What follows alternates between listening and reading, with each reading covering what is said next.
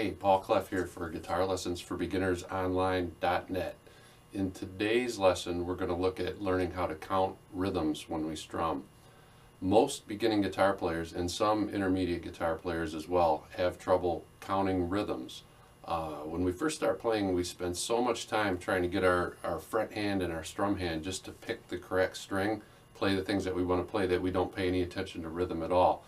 What happens is, once a beginning guitar player gets to the point where they're strumming chords and trying to play songs, they get lost. They're not sure how many times to strum a chord before switching to the next one, or their rhythm will vary. They'll get faster or slower as they go.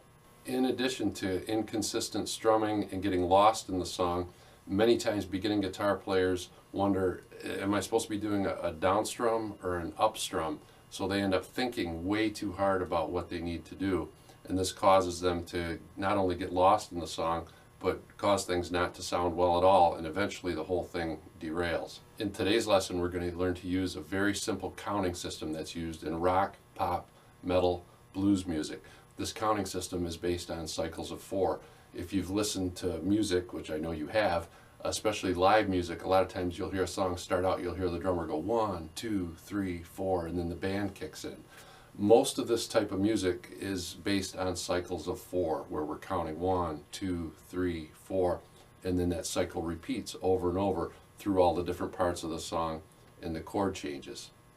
To start using this system of counting, we're going to take just a simple G chord and we're going to do down strums on the 1, 2, 3, and 4 counts. And what we're trying to do is maintain an even rhythm, very simple strum pattern, just one strum for each one without speeding up or slowing down. Sounds like this.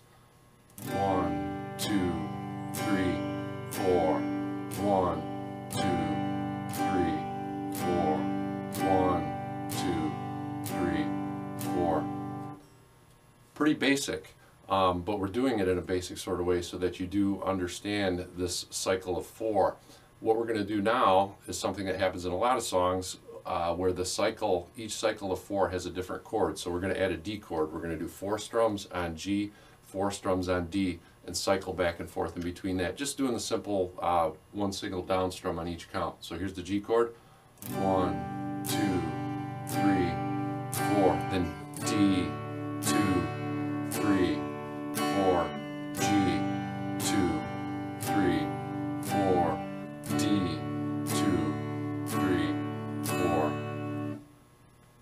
Notice that there's no pause or slowdown when I change the chords, so that cycle of 4 is relentless. That rhythmic pulse has to be maintained in order to keep the song moving and make things sound good. Rhythm is really half of the battle in music. You know, we've got our chords and our notes, but none of that sounds any good without maintaining a steady pulse and a steady rhythm. The key thing to remember with this simple strum pattern is that the numbered strums, the 1, 2, 3, 4, are down strums, and the ands in between are up. So it becomes intuitive. You won't even have to think about it. You'll be able to just do the 1 and 2 and 3 and 4 and after a while you won't need to count out loud. Sometimes when you're working on something, if it's fast or got a little bit of a tricky rhythm in there, you may need to count. But initially, the counting is going to help you bring everything together, and the idea is to keep that rhythmic pulse moving and to not stop. Here's what you don't want.